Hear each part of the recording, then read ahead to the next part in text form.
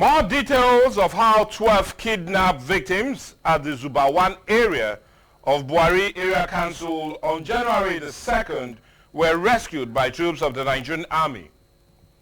The joint security team on Saturday night from the hands of deadly armed bandits have emerged.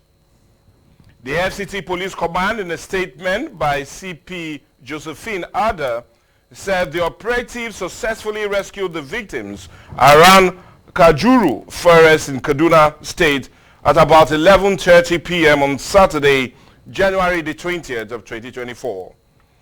It will be recalled that suspected bandits on January the 2nd and 3rd attacked the Zuma community in Buhari Area Council of the Federal Capital Territory, injuring 2 policemen and kidnapping about 10 persons, including a father, Mansar Kadia, and his 6 children, all girls.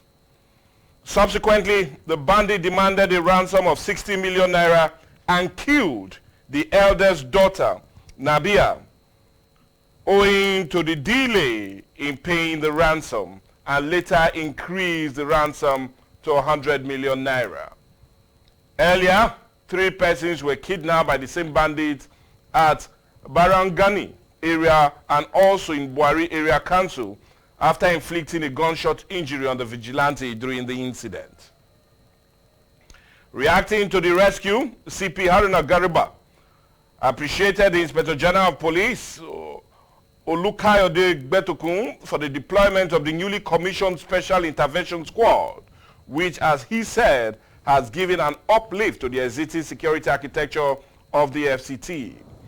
As much as the kidnap issue of the KDF has come to an end, many Nigerians are also seeking to an end of the rampaging bandits attack in the northwest, northeast, and north central, and also some parts of the south that are also experiencing kidnapping. But the big question and the big story for today is, why are the axis of evil having a free day? And what new approach needs to be taken to end this reign of terror? Well, this and more as it concerns dealing with the growing insecurity occasioned by bandit attack and kidnapping is what this edition of The Big Story is all about. We're talking about banditry and kidnapping for ransom, checkmating the menace. That's what we're having as a major discourse today on the show. We're talking about no other but banditry and kidnapping, checkmating the menace. And to truly help us talk about this is no other person but a security expert who has MBS in criminology and also deals with issue of not just cyber security but others. And I was talking of no other person but Mojefe Edafe. Good morning and welcome to the show. Good morning, Michael. Thanks for having me, and good morning, viewers and listeners. Well, anyway, it's only right we talk about this, and bringing an expert to look at an expert solution would be also the best way forward. Nigerians have lamented for many years. The rise of banditry is one that's still more of a surprise to many Nigerians, looking how it started and how deep-rooted it has now been. But let's quickly go to no other but the nightmare that the Nabia sitters had to face. We thank God it has come to an end, but some will say it's a bittersweet ending, knowing that we lost one of those girls on account of that very attack. But anyway, the honest truth is our heart goes to her family and to her. We wish her nothing but a peaceful rest. And the ordeal is not something that anybody will enjoy, knowing that it started on January the 2nd and only ended on Saturday, which means that the sisters were in the hands of the kidnappers for almost 2 weeks and 2 days. But anyway, I want us to look at that very incident.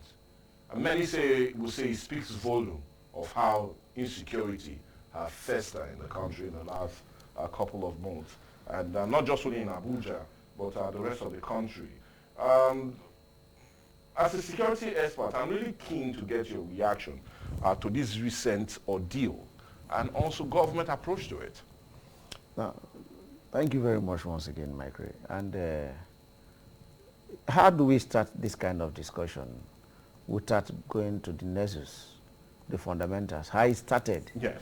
And whether you like it or not, Mohammed Yusuf has a very great role to play in whatever level of insecurity we're having in the country.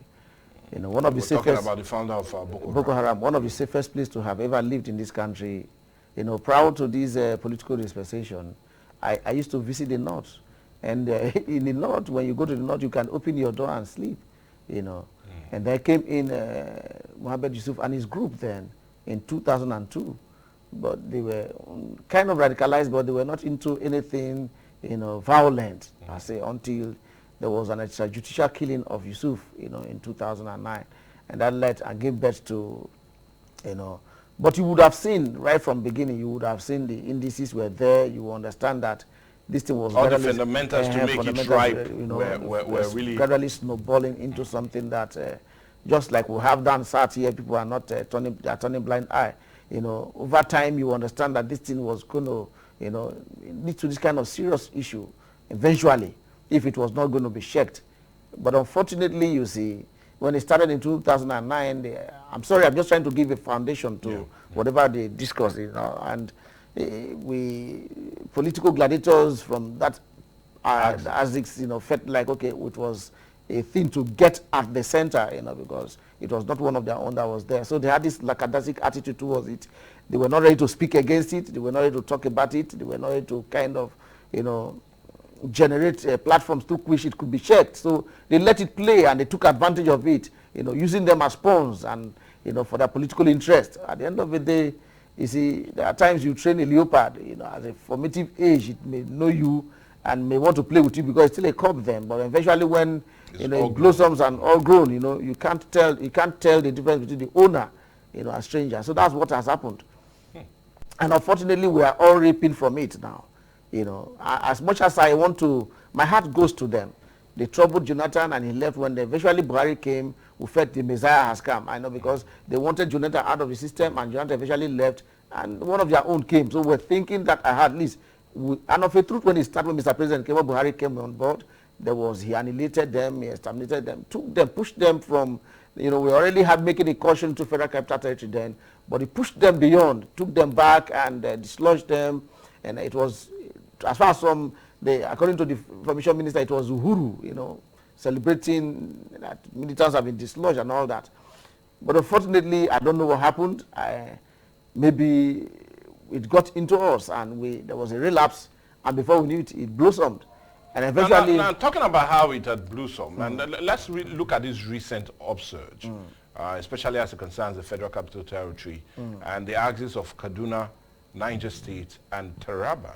And let's look at the recent upsurge. And do you feel that this administration also made that mistake that you made mention of, talking about how Buhari first give them a red eye, a bloody eye, but we had relapse. Are we paying the fruit for the relapse of this administration not putting its feet down as it concerns that? Because who would ever imagine that the streets of Abuja would be this insecure?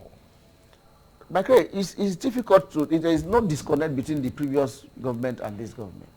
In terms of approach to this security? In terms of approach, because I'll say that, I'm sorry to say this, but, you know, as at when Buhari left, it's on record, even they said it, over 63,111 persons were killed. As at May 20th. There's a Vanguard report of May 20th, 2000 and, you know, last year, 2023. Yeah. That 63,111 persons have been killed in his regime. And now they handed over, but and the man said, Tinubu came, he said, I have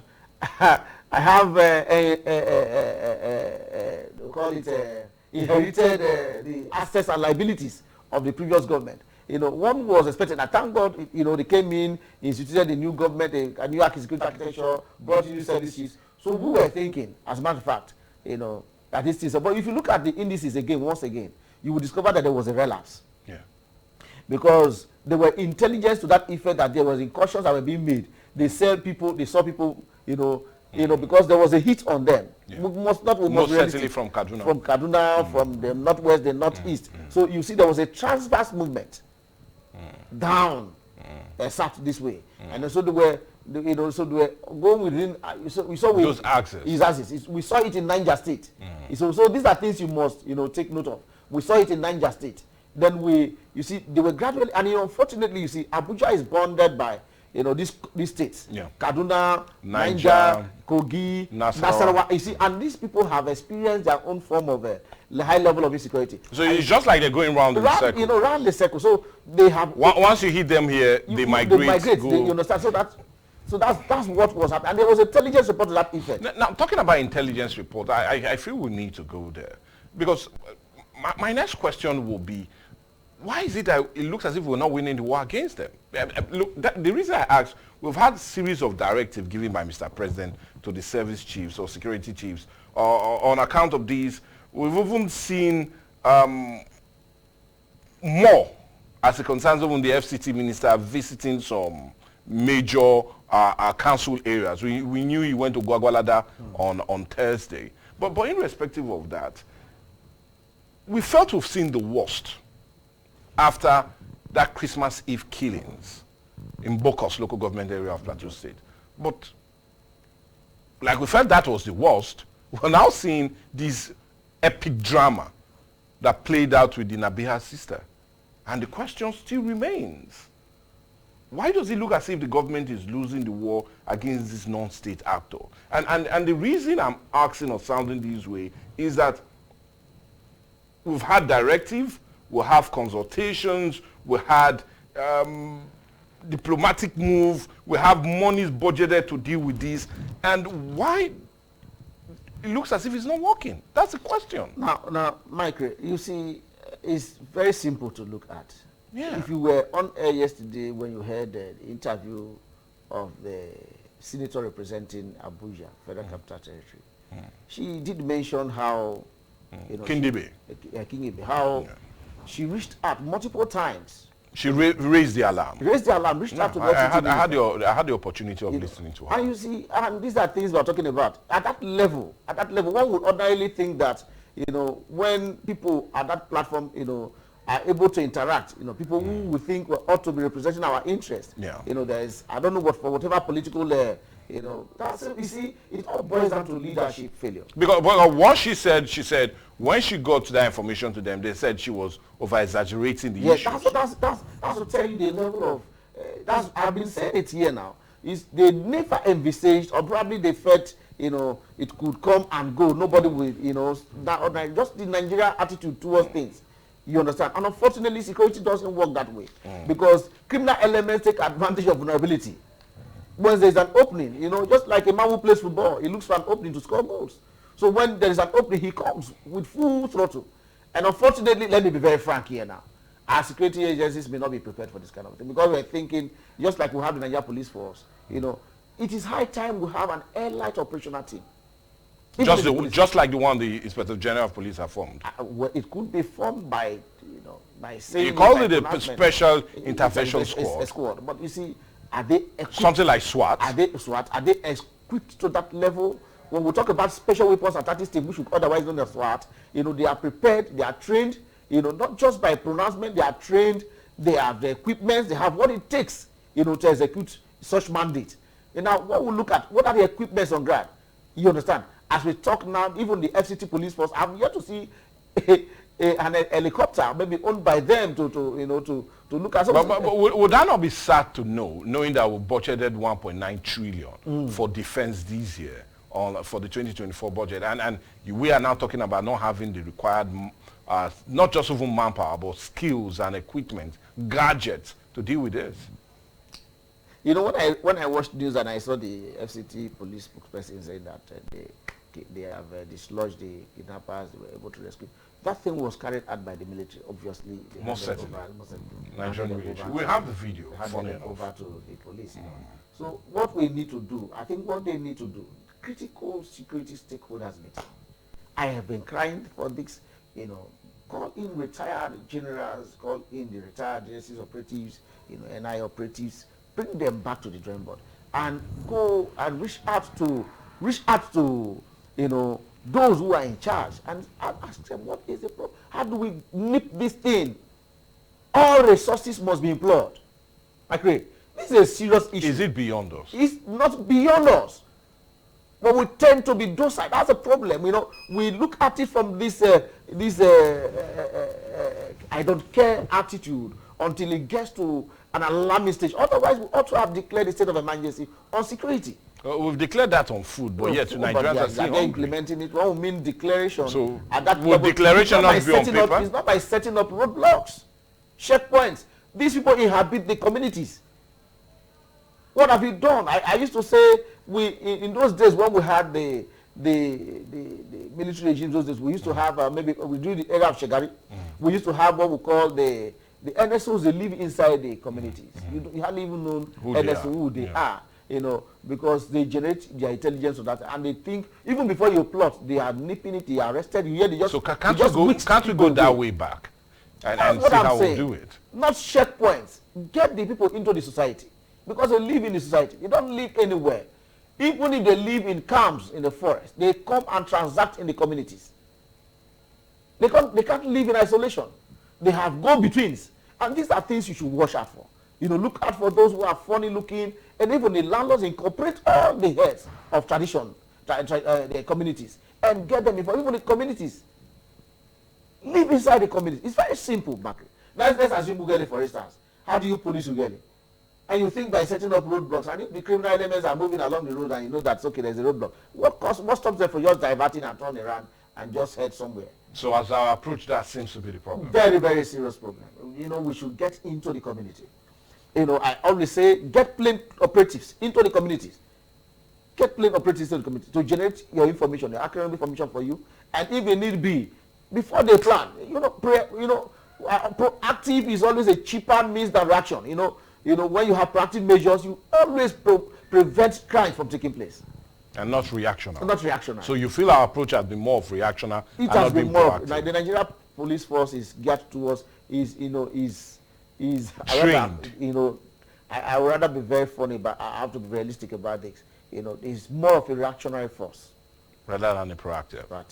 Well, anyway, the most proactive thing for us now to do is to go on a break. And when we come back, we'll continue our discussion as we'll look at the growing insecurity. We're talking about banditry and kidnapping for ransom, and why that seems to be putting the country on edge. Looking at the recent turn of events, especially as concerns that very nightmare that the Nabia sister has to go through for 2 weeks and 2 days. But anyway, the ordeal came to an end on Saturday. But there's still a whole lot of controversy even surrounding that. With information coming to say, well, some ransoms were paid, but the military said they took the initiative and rescued them, while the police said they were a part of it. But anyway, let's leave the controversy but deal with the issue. Let's go on a break.